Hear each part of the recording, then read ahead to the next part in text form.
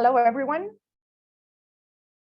Welcome to Greenovation competition, which is being held and conducted under the support of Green Recovery. My name is Nana Hovanson, and I will be conducting the competition today. I'd like to say that actually we have been going through great difficulties and we're still facing them. And each of us is trying to find ways to resist to the difficulties of this period of time. And actually, this is very welcome and inviting that there are people who are not only thinking about how they would be resisting, but they're also thinking about ameliorating their environment and their surroundings, and they're thinking about all of us that are facing these challenges collectively. So you're all welcome, and I'd like to invite Tobias with me, who is actually Buddy Luis, good morning, everybody. My name is Tobias Wittmann, and I would like to welcome all of you to today's Greenovation pitch. I would like to thank all involved partners from Armenia and Germany for the very good, trustful, and effective cooperation and preparation of this Greenovation pitch today.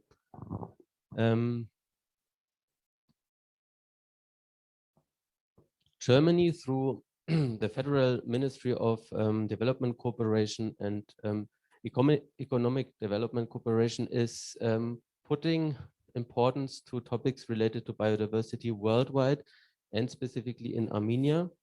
And within our environment program, short EcoServe, we started to prepare this Greenovation challenge as an innovation challenge related to green topics. One, to identify the challenges, pressing challenges related to biodiversity in Armenia, and also to receive proposals and innovative solutions related to the topics. I am very pleased to welcome and to hear today the semi-finalist proposals. 6 out of 29 received proposals. To be honest, I was very surprised to receive so many and very good proposals. In that regard, I would also like to thank everybody who participated, who submitted both challenges and proposals. I'm grateful to also welcome the jury members from our partner institutions, Ministry of Environment, Ministry of Territorial Administration, our colleagues from UNDP, REC Caucasus Armenian branch, and of course also GIZ. In this regard, I wish all of us interesting and especially inspiring ideas, solutions. I'm extremely curious, and let's start.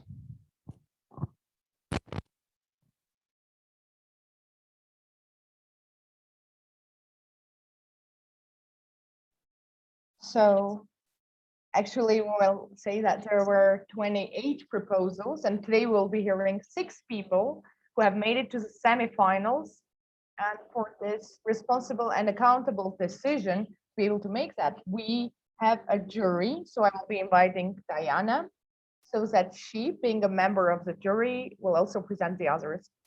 Please, Diana. Thank you, Nana. So as a member of the jury, I will be presenting myself. My name is Diana Yates-Kochiams, and I am working as a PR and relations officer and awareness raising of EcoServe Armenia. The next member is Edgar Arakelian from the Ministry of the Environment. And he also does the public relations and also the press secretary. Also, we're joined by the Ministry of Economy and the administrative head, Tatevik Karapetyan. Not less importantly, I'd like to present the United Nations Armenia Office Communicative Officer, Armenia Petrosyan, National Information Officer, and REC Caucasus Armenian director, Nune Harsunyan. Thank you for having joined us.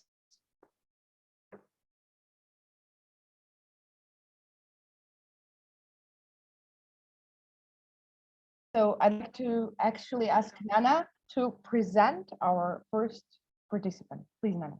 And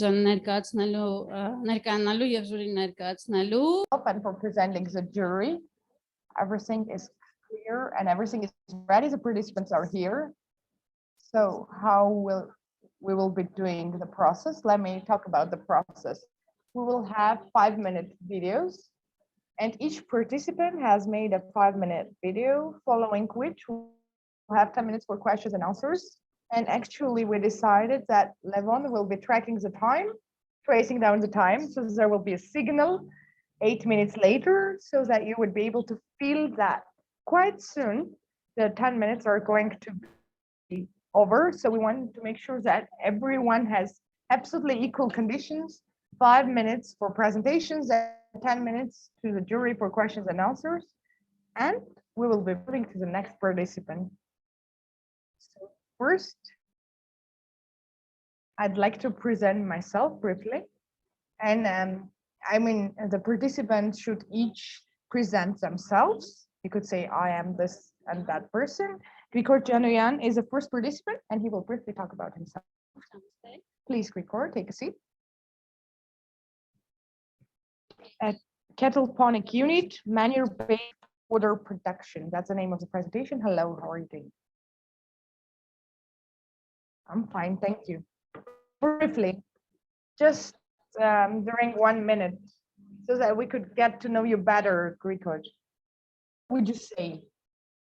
We'd like to know where you're from, and also you could be telling about the moment where you actually made a decision to participate in the competition, or probably at the point where you hit upon that idea, you had that idea. Well, I'll briefly talk about that in the presentation. What else can I say? Where I'm from here. Our organization is mostly working in remote villages and the native villages. And organization was founded back in 2013. Starting with 2014, we began having ideas like that, which are presented, and you'll see them in the presentation. In Armenia, we started implementing intensive bioagricultural technologies without any additional supplements, and that's where our program starts. Thank you. Let's do it. Let's do it. Let's listen to the video. Please, the video. Environmental NGO. NGO has been registered in Armenia in 2013. It has implemented more than 30 projects, pioneered agricultural solutions, conservation actions in biodiversity, and generally it's a youth-based innovative solution think tank. One of the main projects of the NGO is the aquaponics technology in Armenia. Aquaponics is the combination of hydroponics and aquaculture. We use fish poop to grow plants. Fish and plants are living in the same water. The poop is providing the plants with the required nutrients. We have implemented more than 10 greenhouse aquaponics projects in Armenia, targeting the rural areas of the country, in some cases the remote areas of the country. It's an award-winning project, nationally, regionally, and globally. The project we propose to implement through GIZ is the cattle ponics, which is based on the aquaponics technology. It's just instead of fish poop, we will use cow poop. So we'll add cow manure to the water. It will be converted automatically through natural processes to nutrients for the plants. Plants will use the nutrients, clean the water. The clean water will come back to the system, and then more manure will be added, and the loop will be continued unlimitedly. Cattle ponics is advantages over the other technologies because it will use minimal space, low energy, high production rates, no artificial nutrients.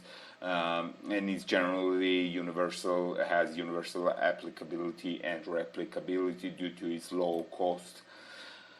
Now we plan to convert a part of active cattle barn to high efficiency production unit. We are planning about 50 square meter production space.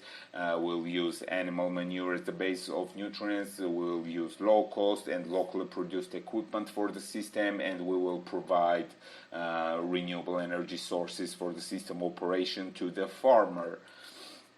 We expect to have 50 square meter production area and 220 kilogram fodder production capacity. We'll provide nutrient testing equipment to the farmer, educational materials, and generally everything he will need to implement and to maintain the project. The solution will be piloted officially using GIZ funds. It has potential to grow and replicate as it is a low cost. It will be implemented in 5 months, ensuring 10 to 12 growing cycles, and total project will be much less than 12 months. Beneficiary, the target will be an ordinary farmer chosen a given area. The beneficiary may be selected from the previous projects of the GIZ. Thank you, and I propose to view a small demonstrational video of the project. Thank you.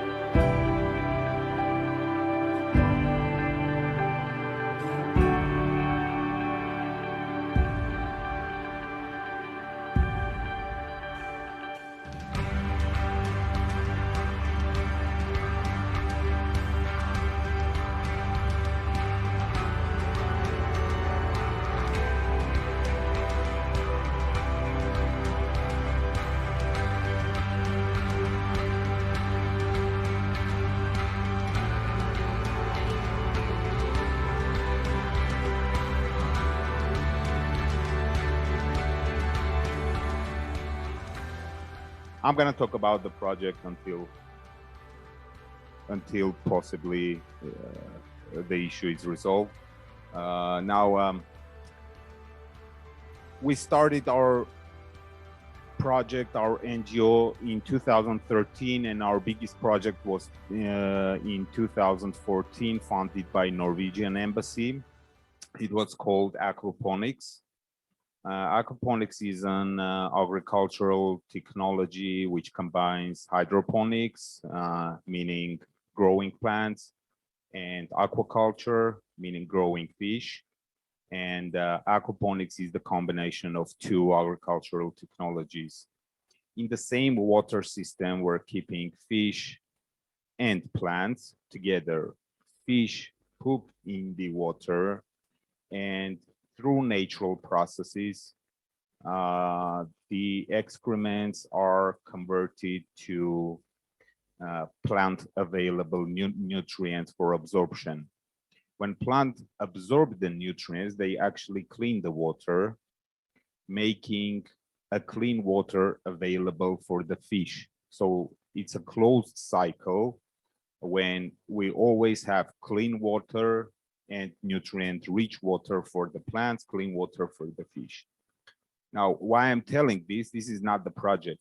This is the base of the project we applied for here under the category of fodder production. Now, our idea is to replace the aquaponics system part of fish with manure, so that there is no servicing required by a cattle farmer, let's say like that, and so that he only adds some part of manure and has the same, let's call it high-tech system, growing fodder for him without any investment on nutrients or any other way. So this is basically after the investment, actual investment part on the project, this is basically a free fodder for the producer. They don't have any costs anywhere. So that's basically the project, I think, but the presentation would bring some more details, I think. Oh yeah, a technical detail. In the project, we're planning to do 50 square meter area, and on that 50 square meter area, the fodder production will be around 220, 230 kilograms per week of production, which will be fresh fodder for animals at any season.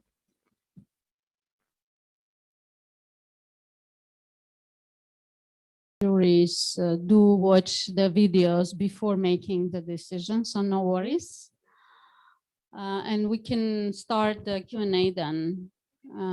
Levendon, we have 10 minutes for Q&A, and please, you're welcome to ask. So, can I ask a question? First of all, I wanted to understand specifically for which communities the program is there. Is there any preference you may have?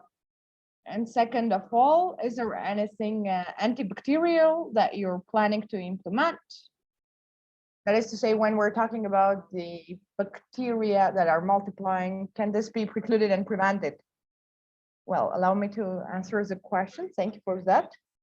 In the presentation, it is mentioned that we're talking about the community. So for us, the project keystone is that the community is rural, and preferably it is remote, it is far located.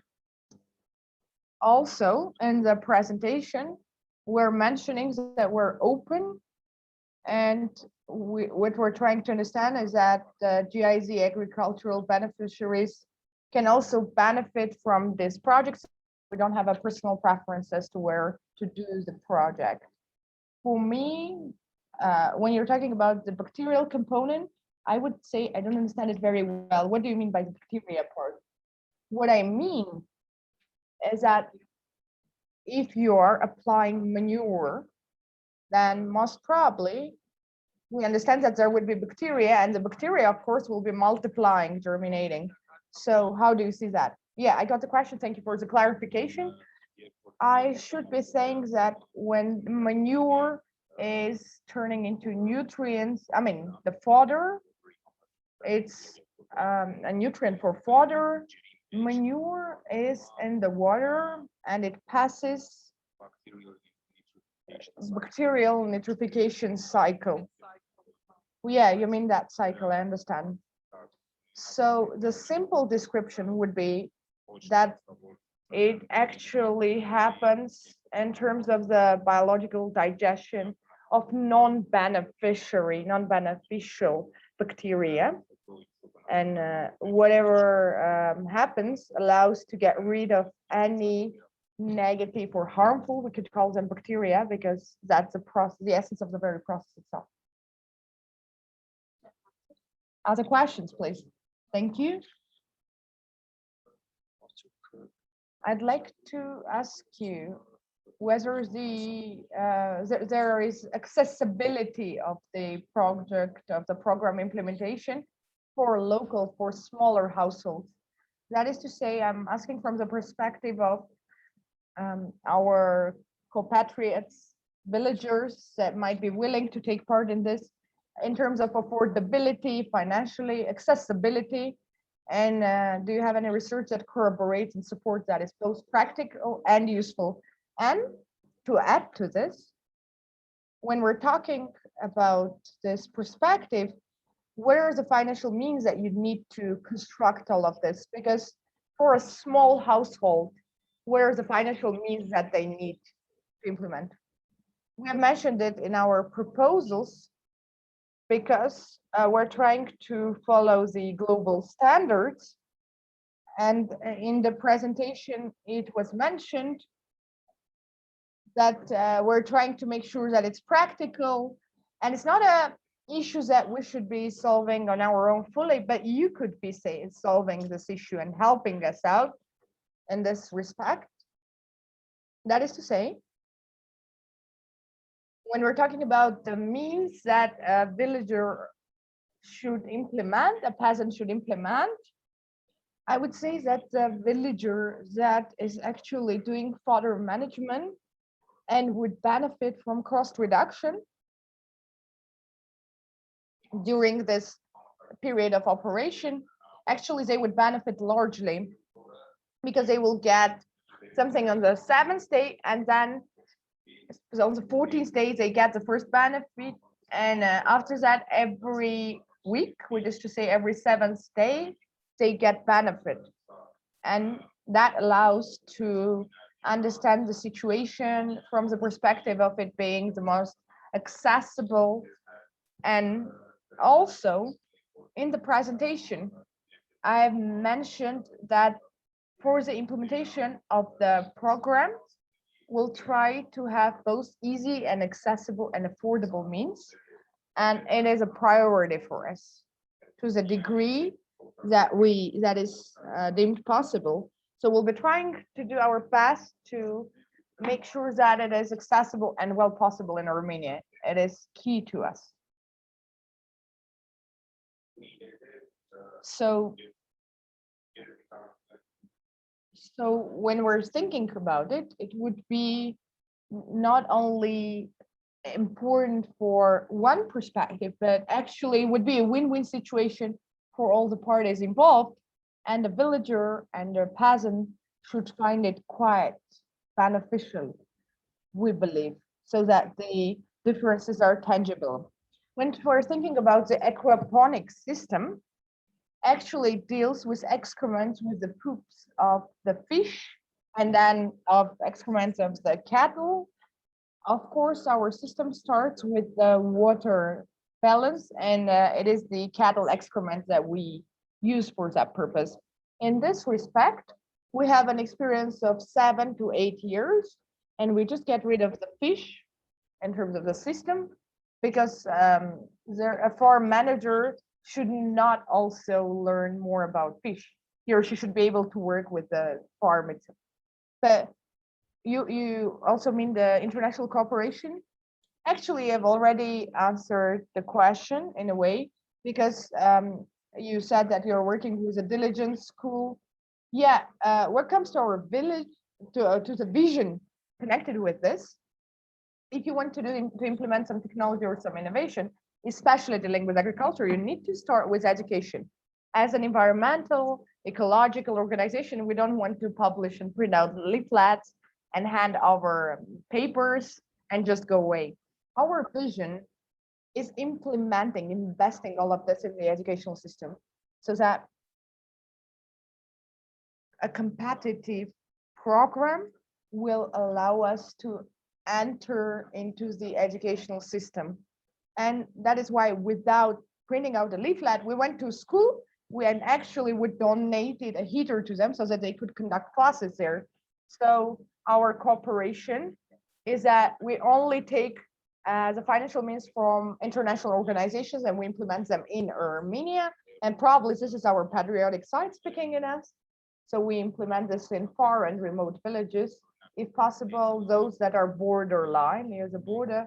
We were working with the World Food Program, and we have been able to implement to have 4 heaters, 4 greenhouses, and all for the schools. Of course, 2 out of these 4 greenhouses were prioritized by the World Food Programs in nearby cities to Yerevan, Abovian, and Charansavan. But our priority is, of course, to take the money and put it on the bordering villages. Let's say the other 4 out of the 6 are in the Sunni Mars in the south of Armenia. Thank you, Grigor. We'll be finishing up, wrapping up. Thank you so much. Be assured, rest assured that the jury will watch and rewatch the video. I'm sure this will happen. A round of applause to Grigor. And we are inviting Vanik Vartanyan, who will be presenting a program called Green Cycle. How are you doing, Bunny? Thank you, everything is fine. Will you tell a little bit about yourself briefly, about your organization? Well, about our organization, we're from the Khachakap community, Mars of Lori, region of Lori, and all of the program will be in the region of Lori.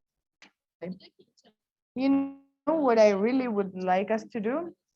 Why we're having the video presented and like we're waiting for the videos to be presented. Will you remember about the moment you hit upon that idea? Actually, because my program has two components, and the idea of the first component came up around 5 years ago. We actually even wrote I wrote a program, I applied to a couple of programs, and the second component dawned on me 1 year ago. And when I heard and learned about Greenovation, I decided to sum them up together so that I would get a more voluminous, a bigger, large-scale project. So this is a result of your long-term thinking. We could say this is a collective result. Yeah. And because I myself live in that community of the region of Lori, these are the problems, that is to say the local problems actually drove me to reaching out to these programs, to trying to analyze the problems. And I did so, and detecting solutions. So this is not only a personal problem that I'm trying to solve, but also for the other farmers to turn to these methods and apply these ways. Are we ready for the video? Yeah, my name is Vanik Vatanyan from the region of Lori, and I represent a project called Green Cycle. We have highlighted two major problems that exist not only in our community, but also a little more globally in the region. So I should say the first problem is related with the fact that there is more and more cattle per head increasing, but at the same time, the fodder, the food, the feed for them is actually the manure is not in the best situation. The quality is being lost. Also, the climate is a big problem because the animals can 5 months freely on the fields. And we're thinking of the investment and all the implementations that we need to make. Also, now less importantly, we have the problem of heating. Mostly wood is being used for heat. That is costly, and it also contributes to logging.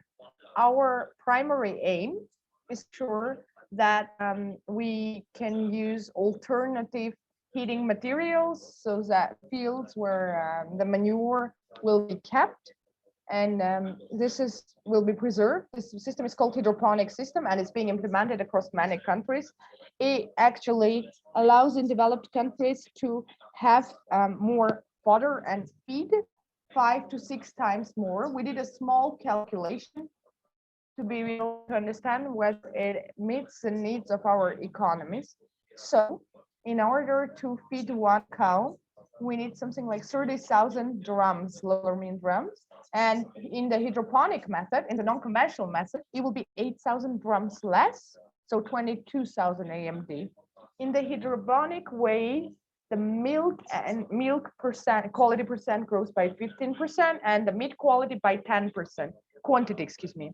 So due to the hydroponic system, throughout the entire year for 12 months, regardless and independent of the weather conditions, we can get the best quality and food and feed for the cattle. So within this program, we made small testing hydroponic equipment so that we would understand what the results would be. The results were spectacular, I should say. Thus, we want to have greenhouse in the Nor Khachatar community. So it should be for 16 cows in the greenhouse. Next to the greenhouse, we'll also have a dryer and a production of briquettes, which would use manure. We will be using all of this. And from the greenhouse, we'll take hydroponic feed. So this will all be put in a big cycle. Further on, we're thinking of expanding, of developing our activity. So it will be in the forms of briquettes, which in their quality would exceed the initial types, they would have less stinks, they would stink less, and that would also allow to heat the apartment and the quality would be better. We also want to open and launch a Facebook page and also to have exchange of experience. Those who would be happy to collaborate with us, who would also like to implement such a program in their household, are welcome to have of experiences, and we'll be trying to help them to the extent possible. Thank you this much. If we actually are successful, will be, yeah, the question is how you will be implementing all of that. The greenhouse already has some outlines and we already know the square meters, both for the production and for the greenhouse. I'm going to make all of the outlines because I'm an engineer by profession. What comes to whether this has to be applicable, we think that this will be applicable for small households. It doesn't have to be for 16 cows as initially mentioned in the video, but we're trying to show that in this community, by using the format, for example, for a small household economy, they can also be for 5 cows. So once people see how effective and efficient this is, we'll be doing it on a smaller scale. We don't have to make a separate greenhouse. Let's say they can have just a small territory, or it can also be part of the territory the animals are being kept. That would allow reduce the cost, so it doesn't have to be large scale. Another question, please. Thank you. The idea is quite interesting, Vanik. 2 questions to you, Vanik, if I may. First off, if you have any relevant previous experience, please let us know. And I also understand that this is an innovative idea. So what would you say, what research have you already implemented preliminarily, and what factors and facts would you mention in addition to make this all more convincing?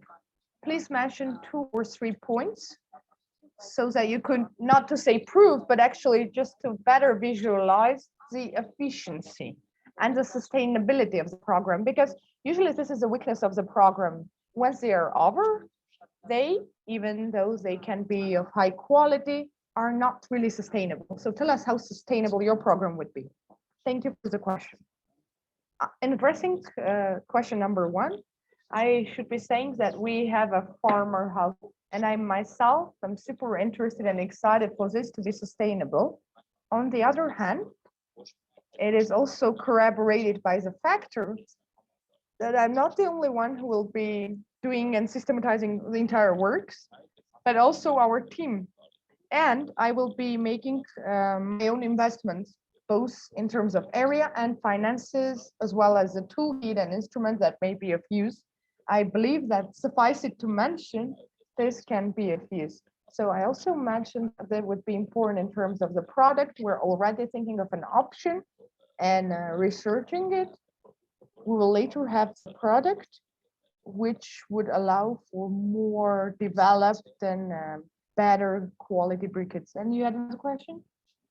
Excuse me, I seem to have forgotten that question. The second one is about the sustainability of the project. So once the project is over, to what extent will the result be independent of you, from you? I mean, you will no longer need your service. Sustainability, well, you know, there is a system that we're going to establish so that the farm and the greenhouse are all in one cycle, and no element can leave this chain, this cycle, which will be able to also result in preserving the heat.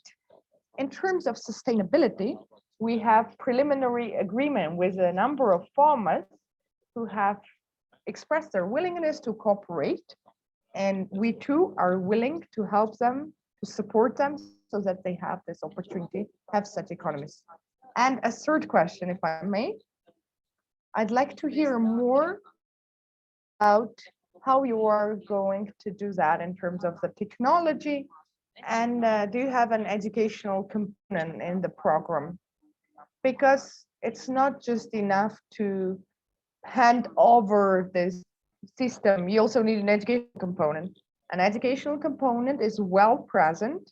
And of course, if we simply implement an educational, technical means, it's not going to work well because it may be misused. And we also want to emphasize the importance of trainings. Individual conversations may also be counted as some, and this would all help to prepare the farmer better so that they know how to use it. And before implementing it all in their own economy, they will have the opportunity to check and see if it meets their needs and also expectations. Thank you. Thank you, Ms. Arutinian, for the questions, please. Armenia, you have a question? Armenia Pesterson. Once again, thank you. A double question set. The first is connected with the team. You said that you're an individual now. So you're thinking about in terms of making a team in the next 12 months, who will be in the team? And secondly, in terms of the instruments, you mentioned the Facebook page that you want to reach out to farmers. Is this one tool that you're going to apply, or it's just a part and it's going to be expanded? Thank you. I'm equally thankful for the question. The first question, if I'm not mistaken, referred to the team. I am the team lead for the town bank, and the team members are my family members because I did not want to involve great many people. My budget wouldn't allow me to do it. And I need supporters who are happy and ready to support the programs throughout its implementation. And also some colleagues who would lend me a helping hand later on, depending on how the program gets expanded, my team will also grow respectively. And about the Facebook page. Our initial plan is to have a Facebook page so that it doesn't cost us anything in terms of the advertisement, and we don't have to allocate means from our budget to it. But we will be talking with the community members, also with the local authorities, and see how it works. Thank you. You're right, you have the question? No. Yeah, I would have a question. Tiny question. You said that this is new activity for you. Have you ever undergone any training or any relevant experience? You mean in the hydroponic system? I haven't had any training system. I haven't undergone any training, and I just myself started the international experience. Hydroponic systems are also well in place in Armenia in some of the farms. There are farms which are being entirely on hydroponic feed. There are very many research rounds and studies. I've been studying this for some 2 years, and I myself am conducting tests to prove this point to myself and to make sure it works. Thank you, Tatavik, for the question, please. Thanks. Some questions to you. First of all, what community are you talking about? What was the village Nor Khachak from the region of Lori? So you have actually applied to a competition to get 10,000 euros. So your project is a complex. It's a greenhouse production area where you want to produce briquettes. Why exactly do you need the 10,000 euros for? For the hydroponic system to be able to construct the greenhouse? Why exactly do you need that? Within the 10,000 euros, we have planned the erection and construction of the house, the entire construction of the hydroponic installment of the hydroponic system, and a small production and of briquettes and a dryer, which is also of importance. Also solar water heaters for the hydroponic system. And another point is a motor block for which we need special technical equipment to transport the manure. Do you have your own finances? Let us say, you know, that 10,000 euros would suffice, or you will also make your own investment. Did you do the cost calculation course, we did. The initial cost calculation, initial budgeting allowed us to understand that we're also trying to do our own system and some own investments. So if it's not enough, of course, I will add up personally, making my own personal investment. The territory is yours, is your property. There is no issue of rent. The territories are our property. And do you need permission from the local authorities so that it meets the purpose for the construction? And does your area meet this documentation?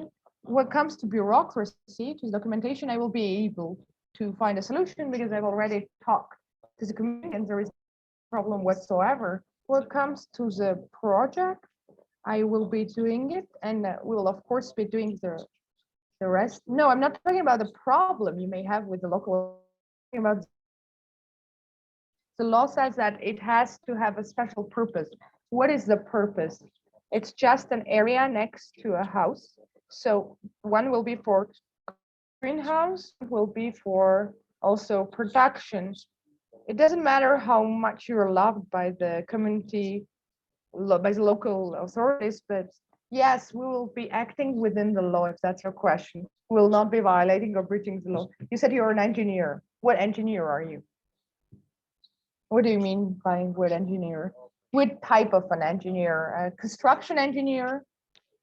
Yes, a construction engineer. That's who I am by profession. And right now I'm working in the field of metal constructions. Why I mentioned that I would be doing the engineering works and outlines myself, because for the big production, there are specific types of equipment, and I imagine it pretty well. So I will be able to outline this, to develop the plans and put them together. My last question: in the region of Lori, briquette production is quite popular. There are communities that have great factories and conveyor belts. So they also have the problem of overuse of excessive production of briquettes. How do you imagine this being a reality? Will it be easy for you? Well, the way I imagine it in the initial plan is that when we are producing standard briquettes, we will be using the greenhouse for heating purposes. Secondly, we will be producing briquettes which stink less. That is to say, the unpleasant smell will be less and the temperature will rise. And when these two factors are there, it will be more competitive.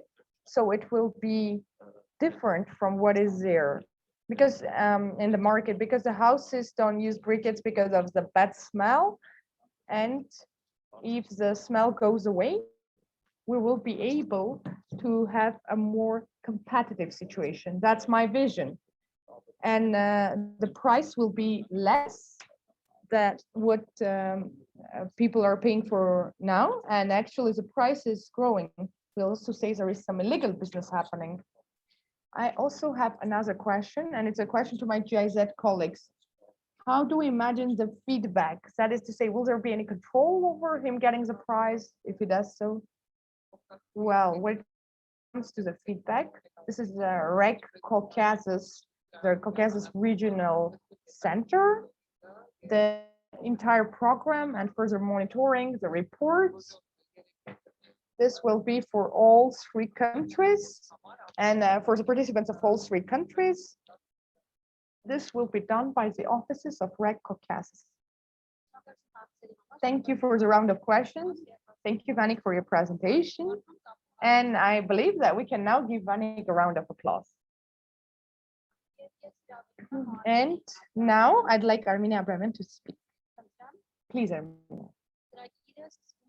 The project starts, and it's called Biodiversity in Action. And you will be talking about the name. The microphone is on. Please. Biodiversity in Action, diverse mixed innovative cropping system for the smart and green growth in Arad Valley, the region of Arad.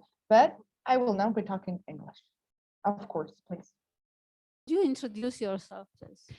I'm Armenia Abrahamyan. I am environmentalist, agronomist, and doctor in plant ecology. I'm international expert in innovation in agri-food section. I represent now Armenia National Agrarian University. So I am more than 10 years. I'm very interested in wild medicinal plants, diversity, their conservation and cultivation. So could you tell us what was the moment when you decided that you're doing this project, when the idea came? Well, the idea got seed funding from UN CDG Future Earth Fund. It was recognized one of the 10 innovative ideas in 2020. With the funding, it was possible to do modeling of the plant combination.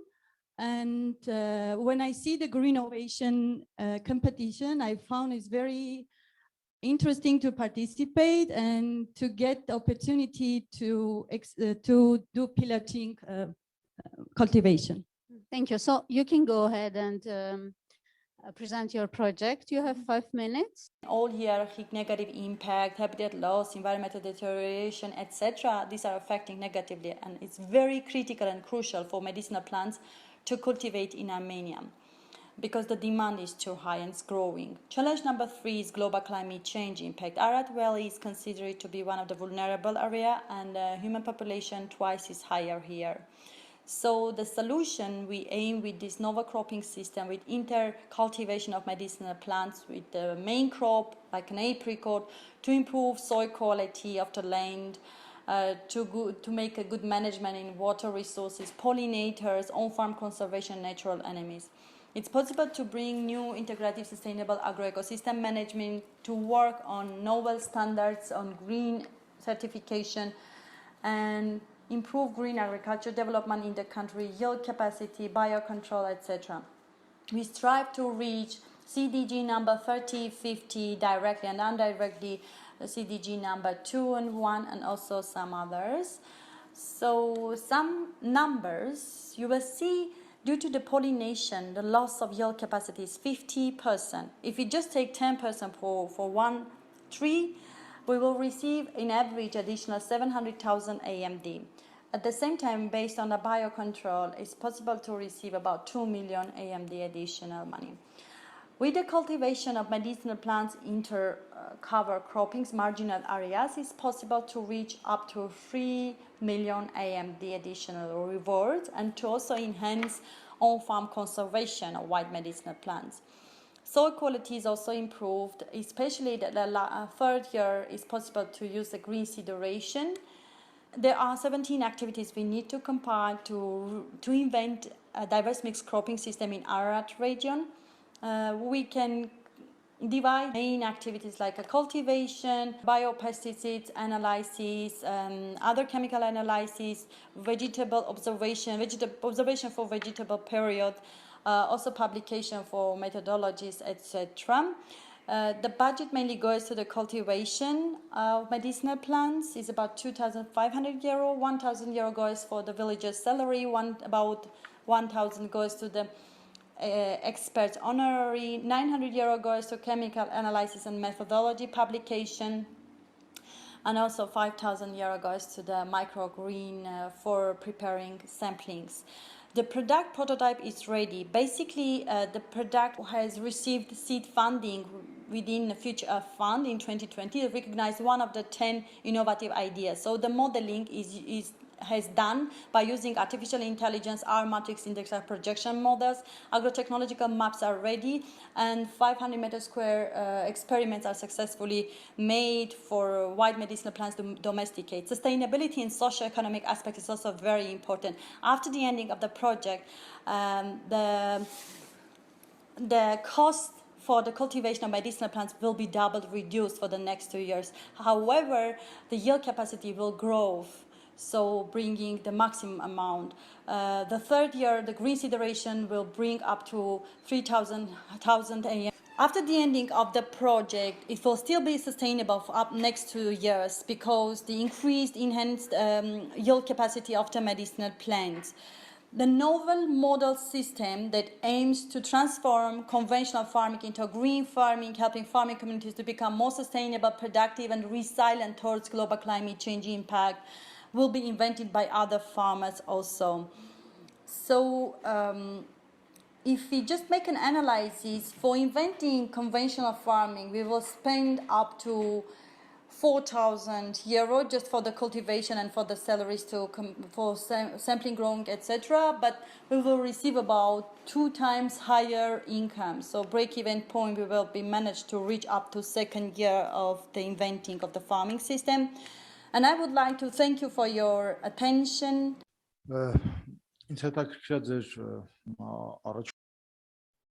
My question is about, first of all, to what extent your suggestion is applicable in Armenia and also previous experience. Thank you for the question. Well, I would say that for some 15 years in US, Spain, and France, they have been using the covered cropping systems, but I'm thinking about the diverse mixed system where we're not only using this in the marginal areas, and we're not only using one species in the marginal areas, but actually a couple of them using the right combination. Because the ancients were people just starting doing agricultural work, so the diversity of the ecosystem was much richer, which actually increases the ecosystem service. And in what comes to experience, I have been doing from 2009 some experiments by domestication of wild herbs, plants, and on small territories, that is to say 1,000 square meters, we had cases like that where we domesticated wild plants and herbs, and we are actually applying for the for having some equipment, because the sproutability of some seeds, especially with endangered species, can be very low. And this can be a vegetative, let's say, house where we can grow the sprout, the seeds. So we're also thinking of cooperation with, we are already having cooperation with tea producing company. So once the system is a success, we will also implement this in other communities, because there is a great need of the raw materials. So it's a pity to use the entire hectare for just herbs, because we get just a more fresh raw materials. So we're also using this to increase the sustainability based on the ecosystem. Please, you have a question? Thanks. I have a couple of questions. First, you have mentioned that you have used innovative methods. Please explain what that means and what you mean under that term. You're also saying that you are using modeling in your work, through your work. Please explain it in terms that would be simple for us, also about pollination that you have mentioned, in terms that would be important for us and clear to us, because that's a key issue. And also about the marketing strategy, please, because I imagine the process, but what I couldn't see, I would like to understand what the reachability, what the mechanisms would be like, and do we have them developed? What is happening there? Thank you. Well, the idea in 2020 was recognized as one of the top 10 innovative ideas by Future Fund in the world.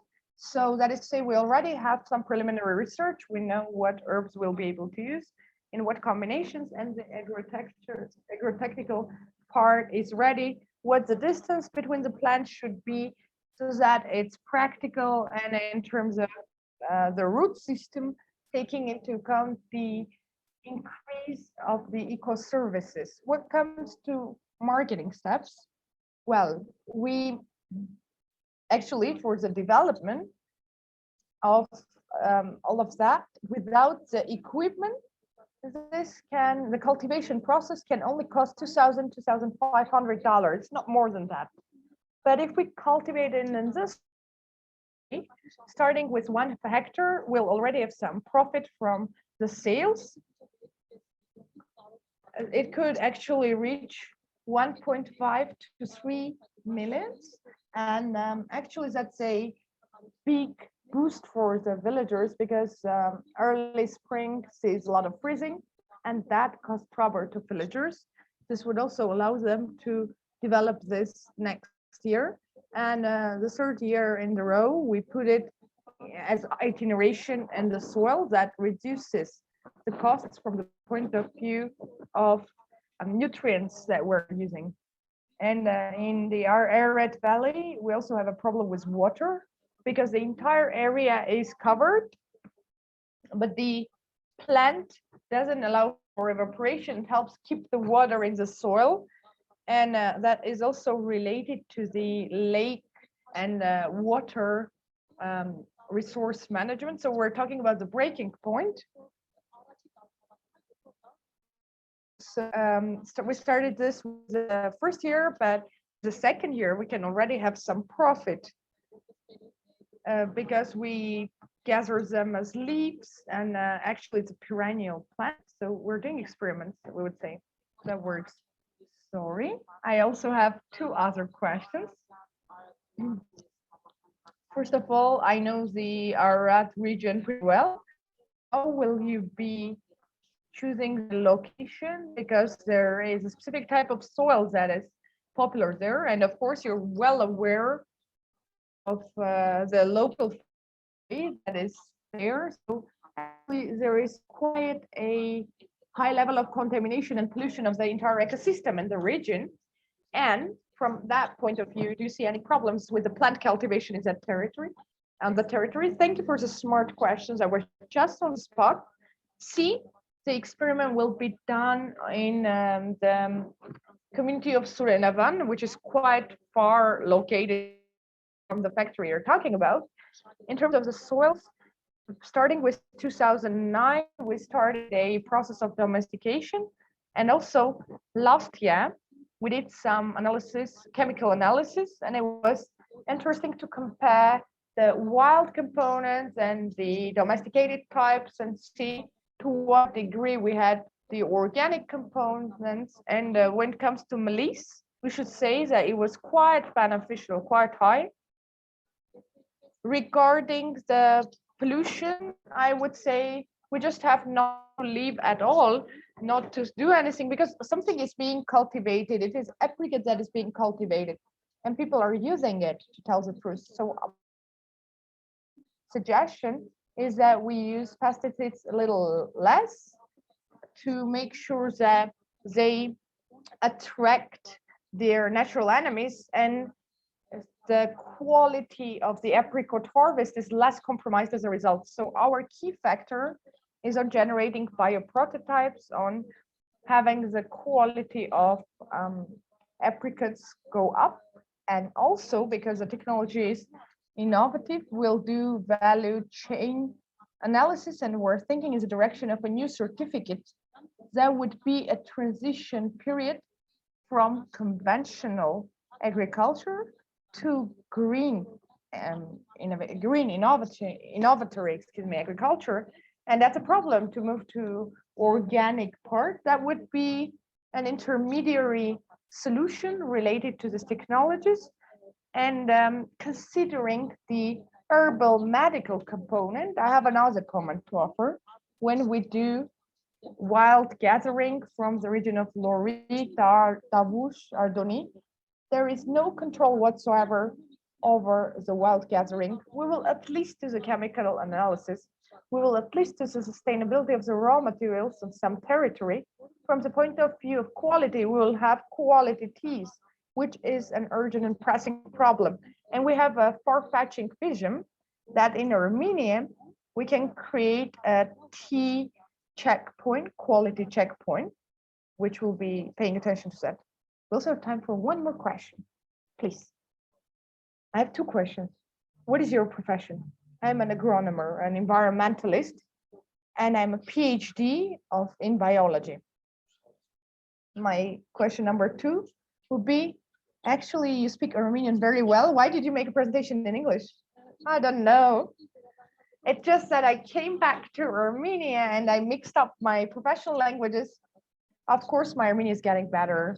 So thank you for pointing it out. Another question. To what extent are your medical herbs organic in terms of agriculture? Well, trying to make them organic. We're using only organic nutrients and we're changing the conventional garden into green gardens. Thank you. A round of applause to Armenia. Thank you. Our next speaker is Karen Arababian, please. Early warning indicators for sustainable pasture management. Please, Karen, how are you doing? I'm very well, thank you. Please talk about yourself. Well, personally about myself.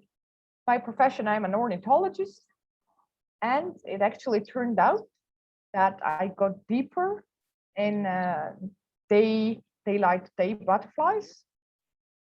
So having used my strengths, me and my team, we actually established an NGO that was called Sustainable Ecosystems, and now we shifted the focus on birds, and of course the butterflies still stay.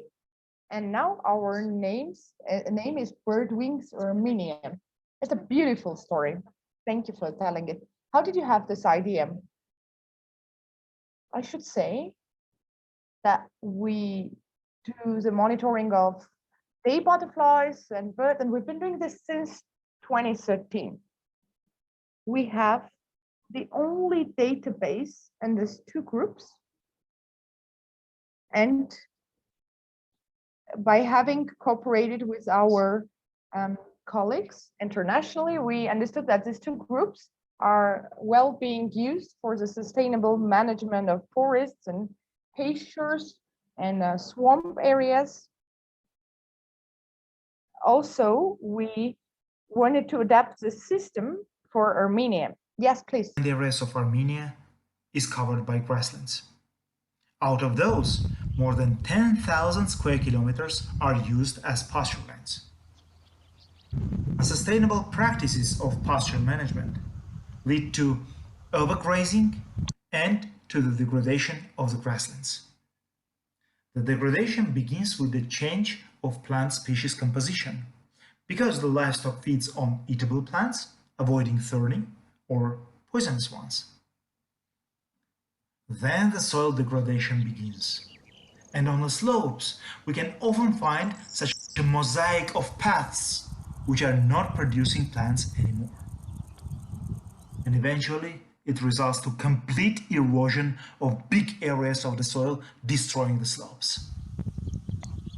From this point forward, even with targeted sowing of perennial grasses, it requires at least 10 years for recovery of the initial ecosystems. But what does it mean for us? For farmers, it means loss of pastures productivity, or even loss of pastures. For nature, it means loss of biological diversity, including endemic species of plants and animals. And also, it means less resilient ecosystems. But how can we know whether the pasture is overgrazed or whether the alternative methods of grazing lead to sustainable management of the pastures? Birds and butterflies are very sensitive towards changes of the grassland ecosystems and can indicate changes in their condition and loss of grassland's productivity at the very early stages. So together, they make an early warning indication system. Monitoring of the birds and butterflies provides necessary indices and trends we can use for adaptive pasture management, correcting our plans on pastures, suppression, sowing legume plants, the tools which help us to keep the pasture's productivity at a stable and high level. Therefore, in our project we plan to select the model pasture and implement the monitoring of the birds and butterflies. Then, analyze these results, develop the model of the sustainable pasture management. Then, develop the recommendations for corrections of the plants in the pasture management, and eventually get the farmers trained in collection of the data on easy to identify indicator species of birds and butterflies, and develop the mechanism of data submission to us for further analysis. As a result, we are going to have the science-based model of sustainable pasture management, which is ready to be replicated for other areas of Armenia and beyond the country. It says that the monitoring system has a great potential to be replicated, and after expansion can provide a countrywide indices and trends on farmland bird indicator and butterfly grassland indicator, which can be reported to European Union, demonstrating the level of environmental impact of the country. We are aimed at long-term and sustainable use of the natural resources of the country and at protecting of its rich biological diversity. Արդեն 2 տարի է աշխատում ենք այս ուղղությամբ։ It's been 2 years that we have been working in this direction, and we have done considerable work based on the database. What we understand is that this potential in terms of pastures helps us for sustainable management. Great. Now you can present your ideas. Hello. Again, as you well know, almost 60% of Armenia is a grassland, out of which 10,000 square meters, kilometers are used as pastures. I'm also well aware that you have a good understanding that in terms of pasture, because of the non-sustainable usage of the pastures, we have overgrazing, which actually leads to the degradation of these pastures. And of course, some loss is ensuing. This degradation starts with the plant species and compositions and with a change in the composition, because the animal eats the edible plants and doesn't eat the toxic non-edible ones. So of course, the toxic ones can grow and can thus become rampant. Of course, you've seen fields which are filled with chamomile, which is, as we well know, toxic for the animals. That is why the animal does not touch it. This is a reason why the efficiency of the pasture is lost. Also, you have seen certain pests, I'm sure, on this pests. New plant types, plant species do not grow, and the efficiency is being lost even more. Then we come to the last stage, where there is full erosion of these territories, of these mountains. So actually we lose great territories. What does this mean to us? What are the implications for the farmers? This actually signifies the loss of the pasture. For the nature, this means losing the biological diversity, also including endemic plants and species and of animals. And the question arises, what can we do? What is in our hands to do? This is like cancer. When we can do the diagnosis of cancer at an early stage, we don't spend a lot of money on the curing of the treatment. If it's later, we spend more and more. And if it's unfortunately the last stage, we have a human loss. So what should we do to stop to do the diagnosis of this degradation process at an early stage, where we would be able to adapt our plants? Birds and daylight daytime butterflies, as I've mentioned at the beginning, they have shown themselves to be great indicators also for the status of pastures. By doing their monitoring, it's possible to get some indicators, some trends, which would show what the status of this or that pasture is like and what needs to be done to be able to make it come back to the previous state and for its management to become more sustainable. By taking into account all of this, within the programs, within the given program, we are planning to have one model pasture, do some research there,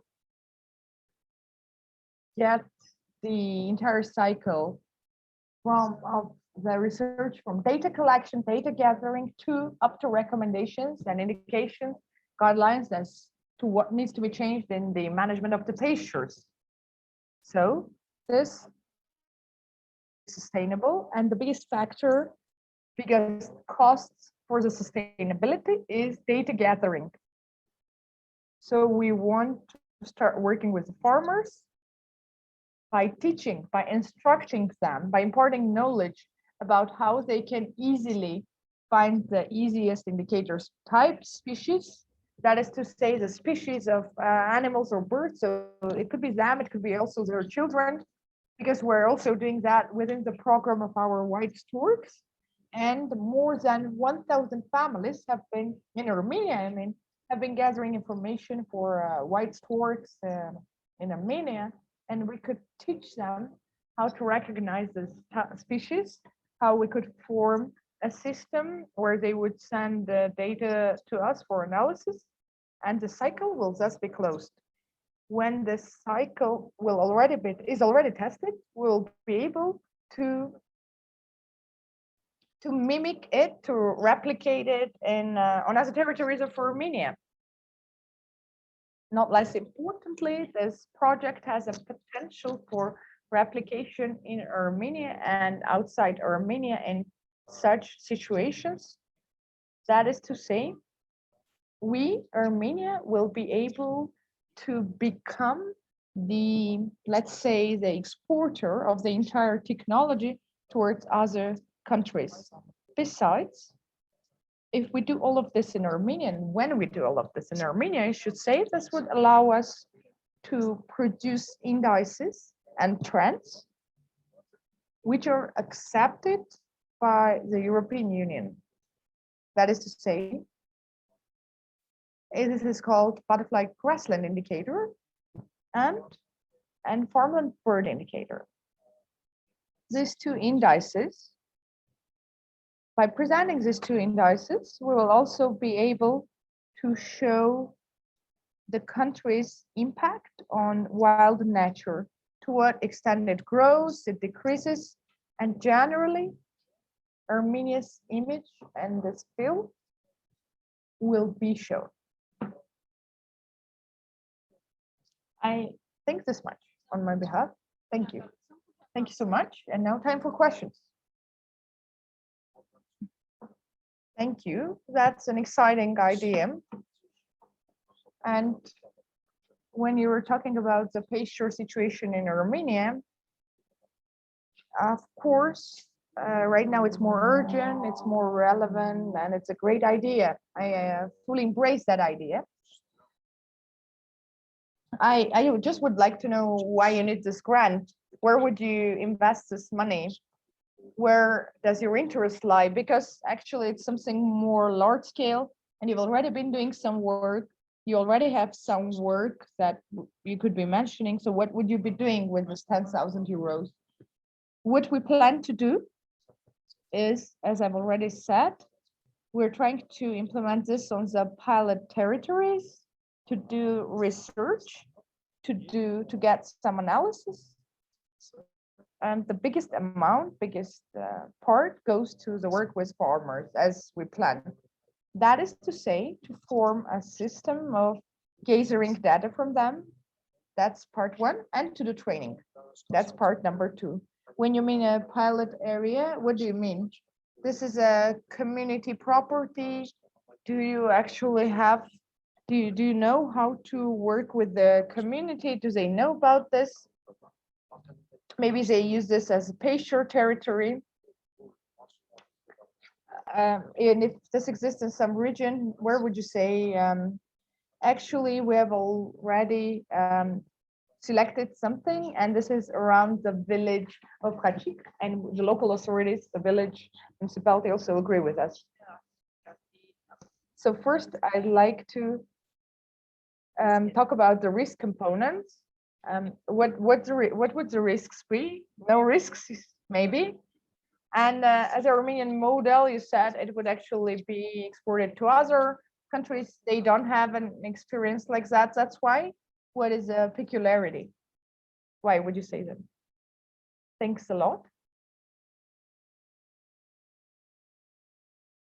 About the risks. The biggest risk for all this period of time is and has actually been the human factor. The Khachik village farmers may actually say, get rid of all of that, just go away, get lost. No, jokes aside, I would say we should say that we have quite an experience of having worked with the local population. White Stork program had more than 1,000 families involved who are actually busy collecting data. The main method is to show that what they would benefit from, the villagers, I mean, and actually this person is doing quite scientific work.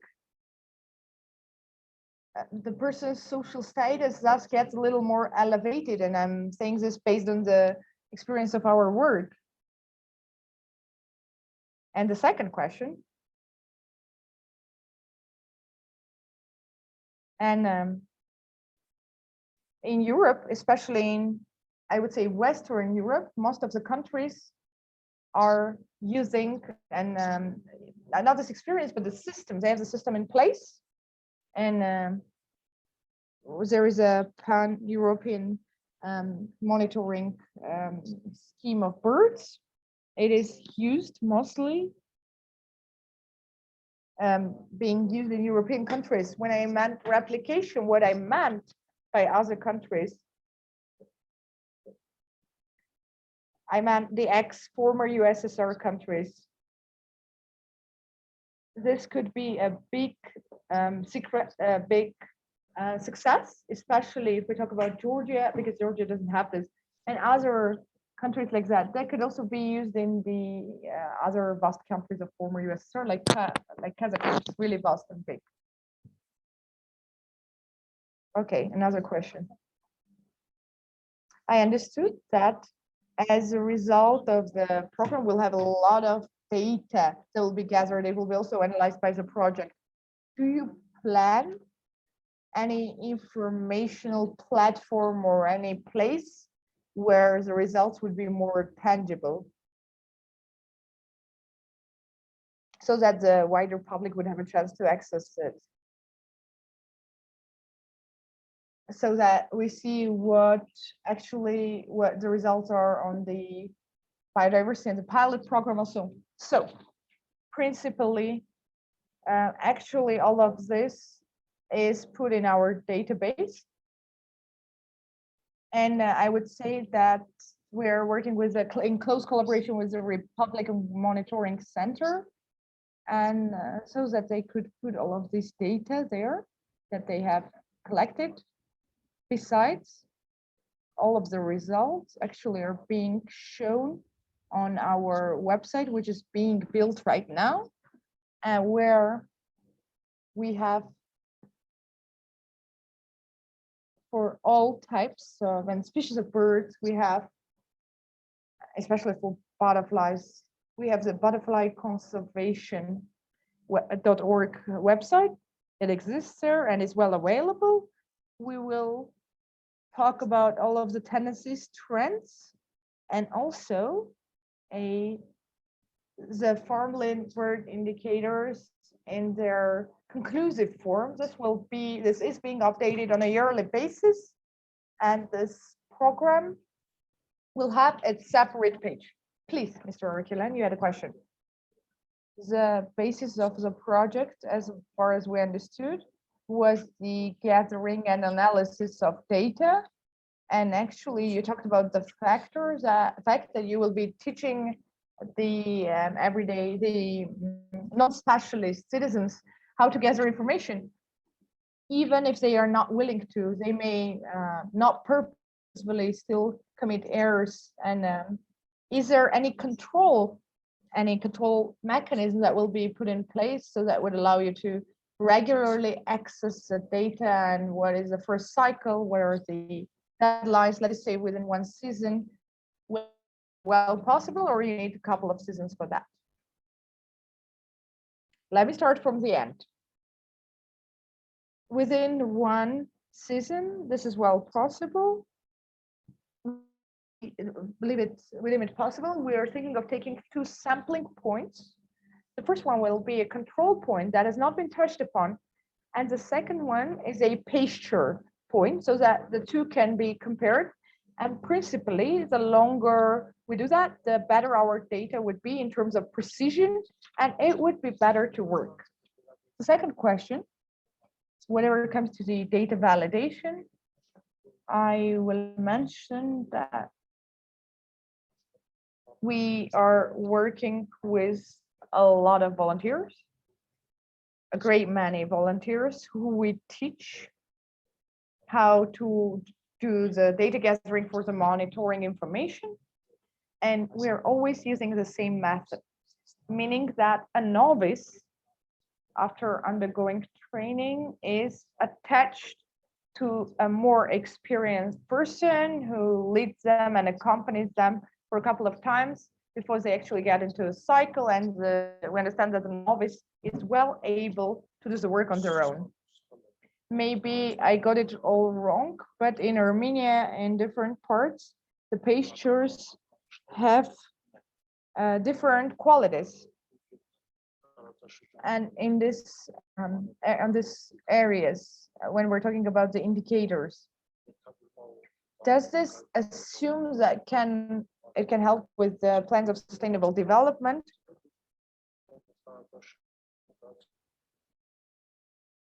So it will be about entire Armenia. What do you think? What could it be applicable to Armenia as such? All of it. Well, thank you.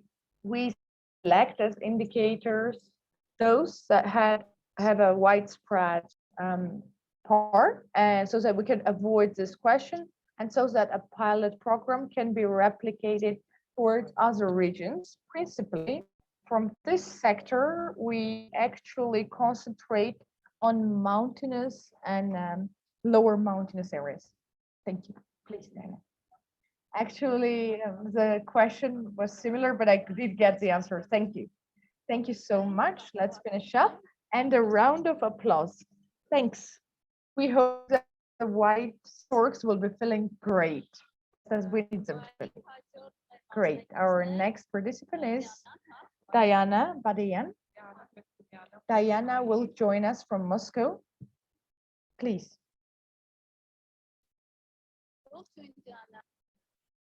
Hello, Diana. How are you doing? I'm very pleased to be with you. And sorry for my Armenian. I'll move and switch to English if you don't mind. Yeah, this is being translated and interpreted, so you're free in your choice of language. Diana, will you talk about yourself?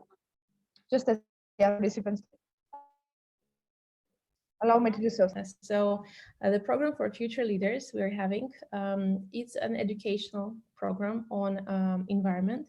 And the thing that we have changed for this specific application is the social media aspect. So what we plan to do, you will see details in the video, but what we plan to do is we plan to introduce teenagers to major environmental issues facing Armenia, and to teach them through project-based learning approach to create their own projects that will be targeting these issues. And we want to do live to show how these projects are being implemented on social media. So the social media is something new for us. I mean, for this project specifically, and we hope that if we share what these kids will do with major public, we will drive more attention and it will influence more people. And it's like a snowball effect. More people will be joining. So this is briefly. Thank you, Diana. Now you have 5 minutes because we have decided to ask participants to introduce their projects themselves. So you have up to 5 minutes to tell us more in details about your project. And the video would be shown later on after everybody asks. Canan. Diana, if you can share your video by your screen, I guess it is possible, yes? Yeah, I'm trying to do this right now. Thank you. Just if you give me a second, I just need to check if you will hear it. We can share. Hello, I'm Diana Badayan and I'm presenting to you the Program for Future Leaders. Program for Future Leaders creates the next generation of empowered environmental activists, equips them with knowledge, tools, and real-life experience of doing environmentally sustainable projects. As we know, Armenia is facing numerous man-made environmental challenges, but most of the people seem not to understand the correlation between their actions and these issues. Sometimes they don't even believe that these issues can be solved, but they can be, because there are examples like this in the world. The issue is that people don't have the knowledge and they don't know what to do to take the action. That's why we have created a unique project-based learning approach. And actually the impact of our educational program is climate neutral or positive schools, neighborhoods, and communities. The program has already been tested in Armenia as well. And actually from 80 to 100% of the students who started the program, they listen till the end and they create their own projects. These are actually extremely good numbers for online educational program, but we made this happen because we improve every time. We improve after each program, we listen to the feedback and we improve. We did multiple tests and we were able to create this unique approach. So let's see what do we offer. The project consists of 4 phases. Phase 1, targeting and finding interested individuals 13 to 17 years old, so high school students. Phase 2, lectures on environmental sustainability. It's an 8-week course that consists of real international best practices, best cases of real people that have changed something in their communities. And these cases may vary from a biking day in town to printing meat on 3D printer. Each case is followed by a discussion to boost critical thinking and imagine how this might be localized in Armenia. Phase 3, projects. So during the next 4 weeks, students come up with their own projects in the framework of the lectures they've listened to. These projects change their surroundings and are valuable for the communities. Some of the projects that have been created and implemented by our students are climate neutral canteens, online events on environment, and food waste sharing platform. Phase 4, scaling. So the last step is to inspire more people to follow their example. That's why we report online how the projects are being implemented. We do it in a fun way through interactive storytelling, lives, so we can build a bigger audience around the program. I have experience boosting information online, and the social media accounts that I have created, the environmental ones, have 30K followers on Facebook and 10K followers on Instagram. Within the budget presented further, we can teach 70 participants, which will result in 7 to 14 projects, and we can drive more than 10K views on social media. So what do we need the money for? The good news is that we have already developed the content and we have it both in Armenian and English. So the biggest part of the expenses is teachers. They will be working for 12 weeks, so 3 months, and also the social media coverage. Now I would like to share with you the impressions of the program from some of our students. Hey guys, I'm Ilya. I study at IPE High School and I'm one of the graduates of the Future Leaders program.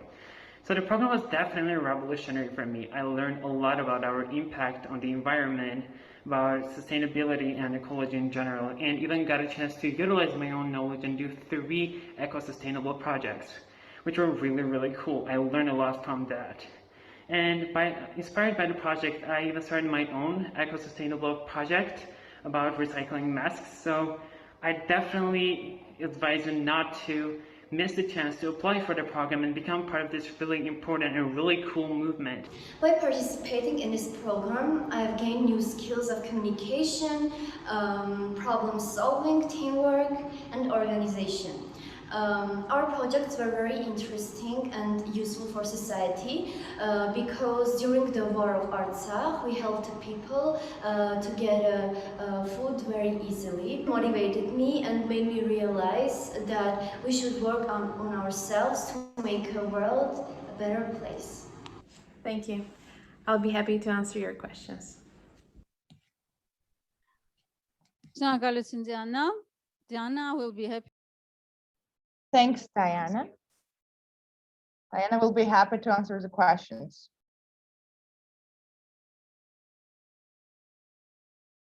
Please. Diana, thank you for your presentation.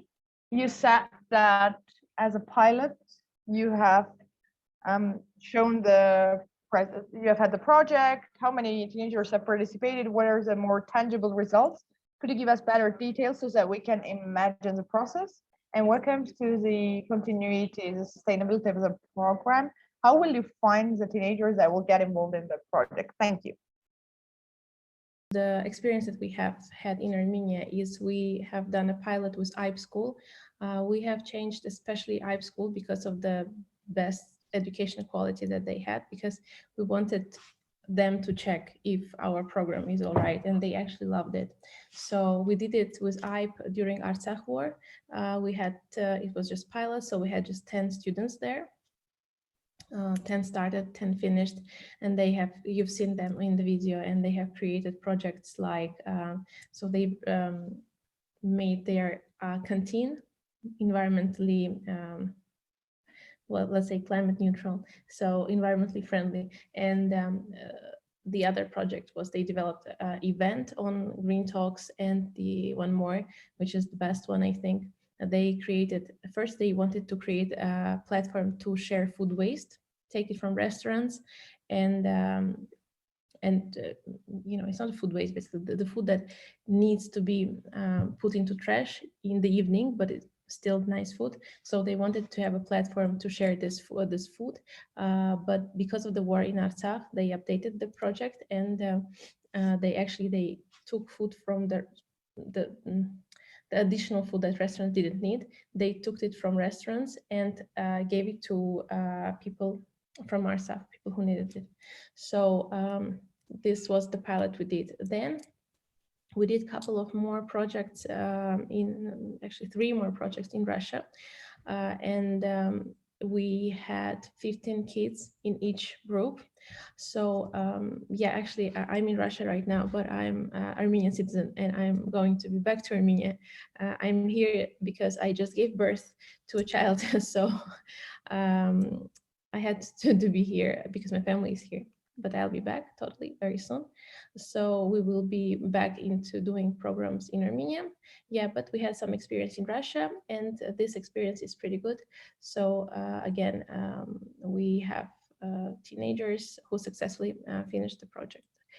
You also asked about how we will find these kids. So we had different types of approach. So for example, with IPE, we just, we talked to the school, and this program was introduced to high school students, and they learned about it and they chose to participate. So we just contacted the school, and then the students decided for themselves. Another option that we did in Russia, we worked with companies, and the kids of the employees, they enrolled into program. The thing that we want to do right now in this program with you is we would like to again contact schools, and we're thinking about regions. So maybe the south of Armenia, maybe Tavush region. So also this is up to discussion. Again, really we can discuss, but the plan is to contact the schools, and then so the students of the schools will decide for themselves if they want to participate. Why we're targeting schools? Because it will be easier that the group of students will change the school, and then if they know each other, it will be easier to change the community. And so targeting schools is a bit easier. Thank you. Hartzler?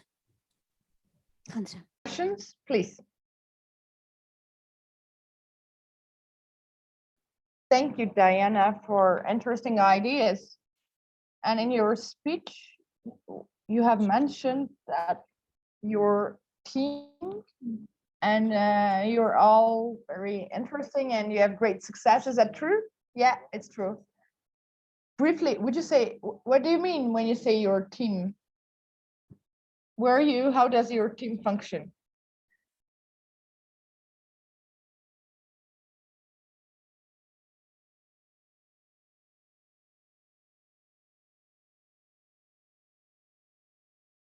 In Armenia, we have content writers who are in Armenia. So we have illustrators. So because I'll put it this way. So educational program, we need content for this educational program, right? We need words, we need pictures, we need videos. So the content creation team is in Armenia. So this is like people who write, people who do illustrations, people who translate, because we have the program in English, Armenian, and Russian. So 3 languages. Then we have trainers, and we have trainer in Armenian, who is in Armenia, and we have trainer in Russia, who is in Russia. So then we work with experts, because in order to create this program, we had to consult different types of environmental experts. They are all Armenian, by the way, but some of them are international. So we have one in Germany and we have one in Russia.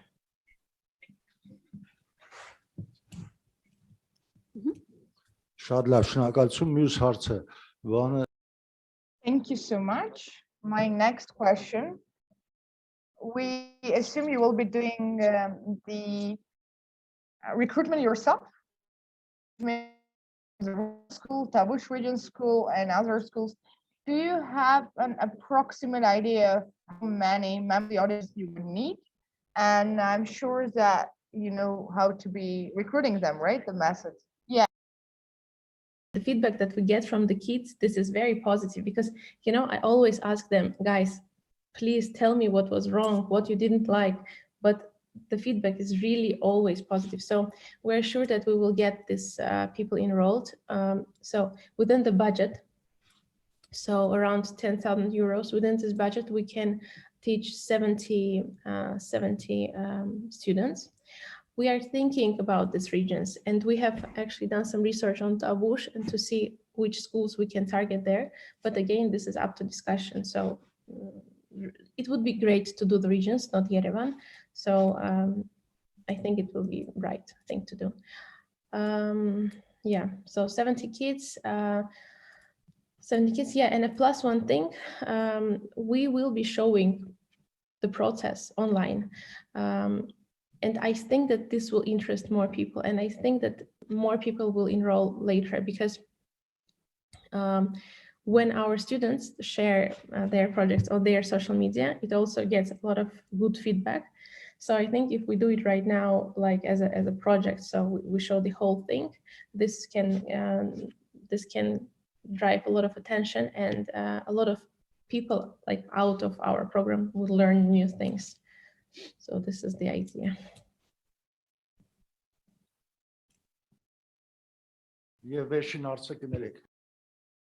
And the last, yeah, let's do the last question.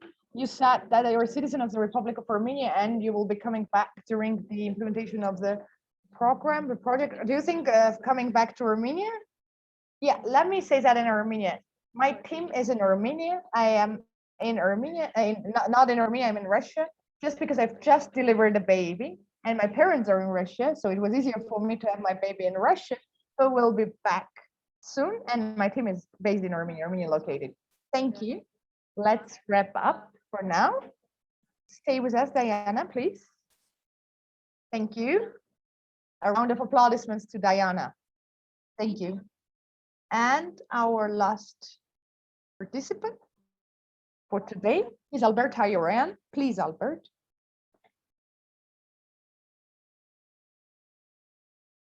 The topic is called Awareness and Education as the base for environmental conservation, the pillars, Albert, please. I will actually ask you to present yourself as did the other participants. Would you also mind to briefly present the project? Hello, my name is Albert. I come from Dilijan. Hello, dear colleagues. To you, I'd like to present awareness and education as the basis for environmental conservation. That is the main topic. Together with the development of humanity, the negative impacts on our environment grow, and people are thus collectively facing a great many troubles. These are climate changes, man-made and natural troubles, catastrophes, epidemics, pandemics, and these are key challenges for humanity. On local levels, we are also part of the global problems. They touch upon us. And the global problems are actually caused by great actions on the local level. We believe that the determination, cause and effect factors of more global results are human factors and primarily linked to low levels of education, to low level of accessibility of awareness, to low levels of poor behavior that we could mention. The main aim of the ideas that is being projected is that parallel with the development of technologies to encourage human cooperation with each other to change the behavioral patterns. What the sub goals are as follows: to have on the local level aware, capable, willing, eager, motivated youth, and as a result, public that has changed their behavior. In order to reach the aims, we're going to basically implement accessible campaigns of awareness and eco campaigns, as well as their implementation, topical competitions, solar panel installations, prizes, awards, and reassurance that this is all transparent. In order to do the boosting of capabilities, we'll be working in the following directions: change of climate and consequences, waste generation and consequences, importance of preserving the environment, green economy importance, and waste labeling importance. In order to have better motivation and to change the existing behavioral patterns, we will do the following instruments and toolkits. We'll have trainings, awards, competitions, campaigns, installation of solar heaters, and prize and awards. We'll be doing this in the community of Dilijan, which is bordering Dilijan National Park. Within the community, we have the Dilijan city itself, Haratin, Perut, Gosh, Aravnabank, Hov, Khachartsan, and villages, and we plan to do this within 2 months. The consequence of all of that will be a realization of 7 active groups, 70 young people with enhanced capabilities. We will have around 200 participants of different awards and campaigns, and adepts and adherents, supporters of green economy and the public's changed behavioral patterns. You may be having a question why you should be selecting our team and our idea. Let me clarify. This is due to the fact that we are well aware of the impending consequences of the urgent questions. We're determined to reach our goals. We have capabilities and an experience in building these capabilities. We have mobilizing opportunities, time, and willingness to do this. Thank you for your attention. We'd like to say that regardless of everything and anything, we as a big team of humans who are engaged in making this world a better place are optimistic towards the future. Now let's look at the questions, please. I would like to know what the principles of choosing the events are. That is, say, do you have any research basis? That is, say, why essays, why awards like this? All of this is more effective to have the awareness rise. And also in the video, you said that you're talking to have 7 heaters being implemented. Why 7? So what are the reasons and who are the beneficiaries? Let me start with the end. The Great Dilijan community has actually 7 communities. It's the city of Dilijan and the villages that are adjacent. So we choose the educational institutions. That is to say, this is educational. Yeah, there are educational institutions, preschool and school. And in this ways, we wanted to develop to encourage the green economy so that a person who uses such technologies can have their impact towards this, and they can also have their effect on the economic development. And these tools are mostly used so that we could enhance the motivation towards moving towards alternative energy amongst the youth and their parents, so that together with their work, they would make sure that the schools and the preschools that would be active will have all of this implemented. So there would be 7 locations that would be. So this is a water panel, solar panel. How do you decide that? Actually, the solar panels are a little more expensive than water heaters. So that would be outside the budget. We were trying to budget it within the 10,000 euros. And in many educational institutions, they also have a problem of heated water, and within the pandemic conditions, this would be important. And that's how we made the calculations. That's what is important.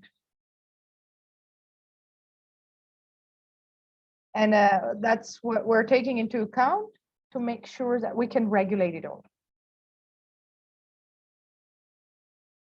Thank you. Any questions, please? Thank you for the presentation. How do you see the sustainability of the program once the project is over? I'd like to know that. How would you move on?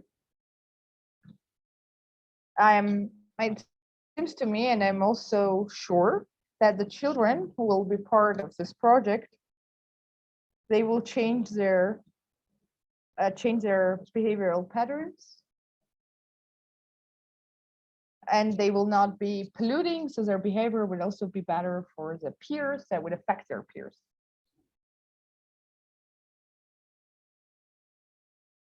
And within your curricula, who would be the trainees? No, the trainers, sorry.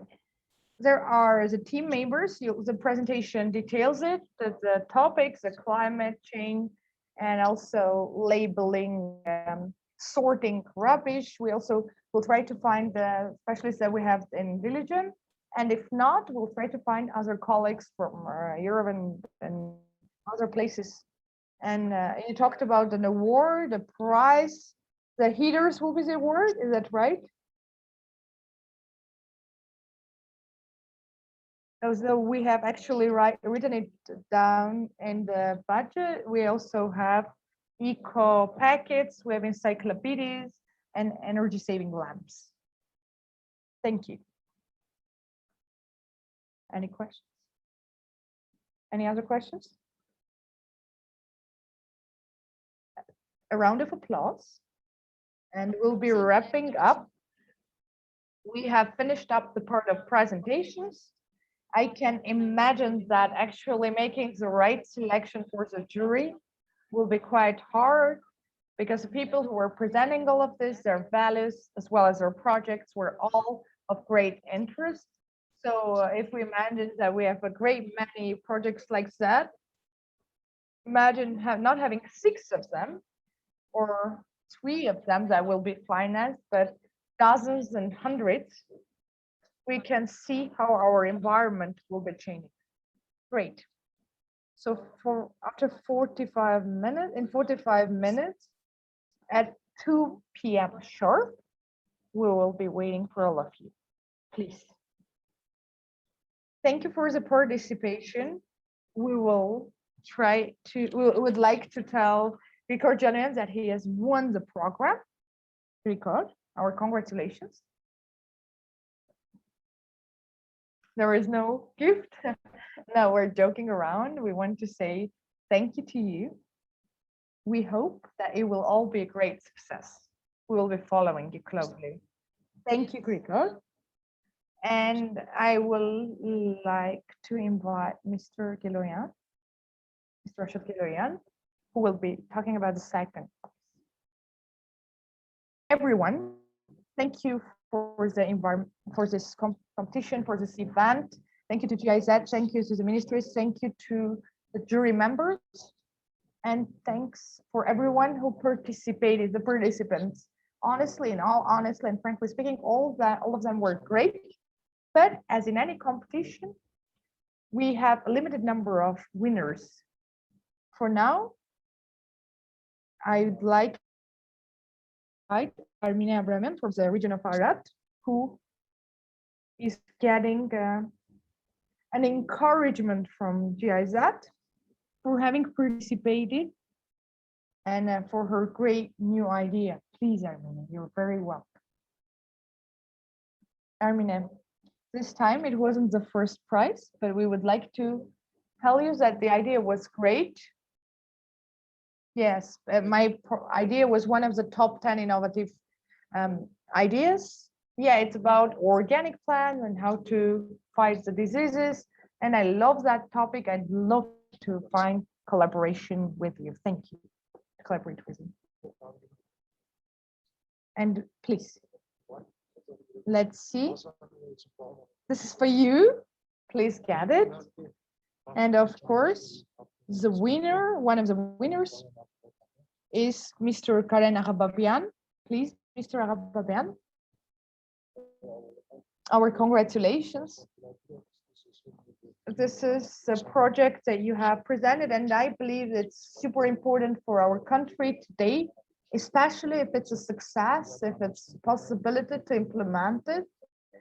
And it's really of great importance for our country in terms of the sustainable management. All of the parts of our country, be it southern or northern, they have a great issue with right pasture management. So thank you. That would be so important. Best of luck to you. And I'd like to thank all of you. Allow me to say that this is a great chance. I would also like to note that my competitors had great and prospective, strong projects, and to Armenia, who is my great colleague, I wish the best of luck. Thank you. Let me tell also something. What I suggest is that when you implement these programs, we can come to the place, to the venue where it's being implemented and see how the program is working out. Thank you, Mr. Julian. And I will now invite Edgar Aragulian to give out the last 2 prizes. Thank you.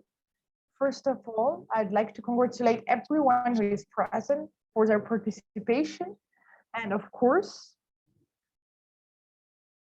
to the organizers, to our words of thanks to our agencies, international partners, local partners, ministries. The program is of key importance. And what we could see today, I'm reassured that the best have been selected, even though the selection was tough. And all of the programs had their importance that was taken into account.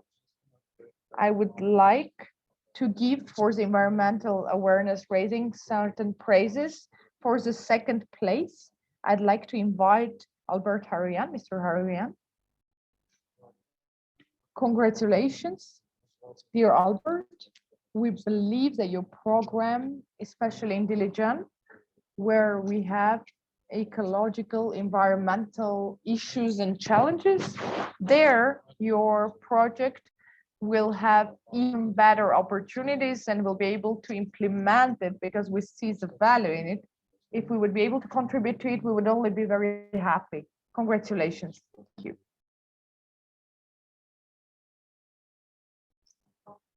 Thanks.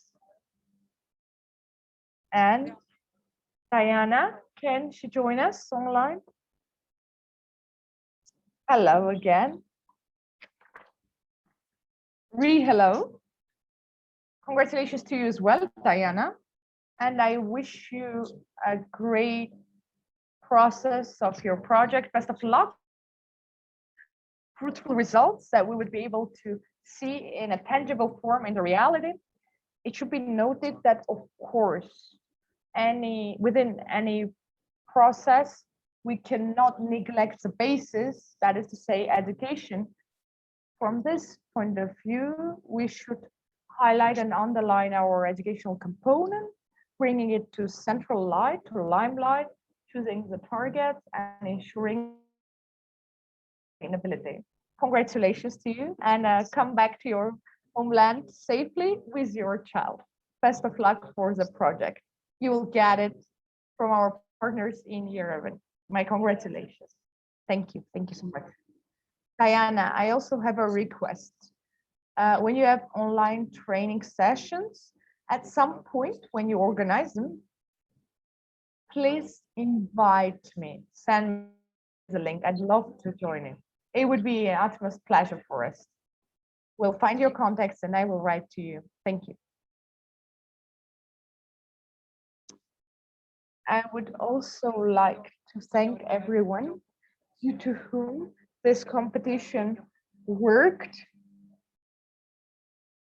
to our regional EcoServe team, the Armenian Ministry of Economy, the Armenian Ministry of Territorial Administration and Infrastructure, Mr. Gilerian, and the Ministry of Environment, represented by Edgar Arakelian, United Nations Armenian Office, and with Armenia Abrahamian. We have actually had a very long pass. For 2 months. We worked together, and we came up to this with the competition, with the participants, and the entire GIZ EcoServe team is thanked, and of course the best moderator at the very end, Nana Hovanesyan. And I would also like to thank Ms. Nune Hartunyan from REC, from the regional office, because probably that was the most important key and responsible work. I have to do the monitoring, the implementation, and for all of it to become a reality, Mr. Gillian, for all of that to be realized, of course, you also need to be visiting us. Thank you to all of the participants.